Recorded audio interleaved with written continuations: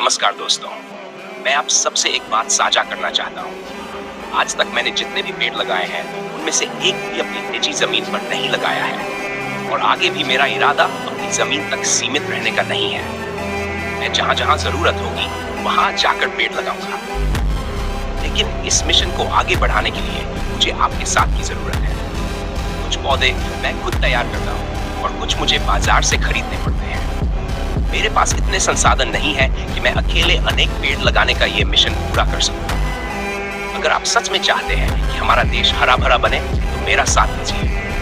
Subscribe, like और comment करने में आपका एक भी रुपया नहीं लगता, लेकिन आपका ये छोटा सा सहयोग मुझे हर दिन आगे बढ़ने की हिम्मत देता है।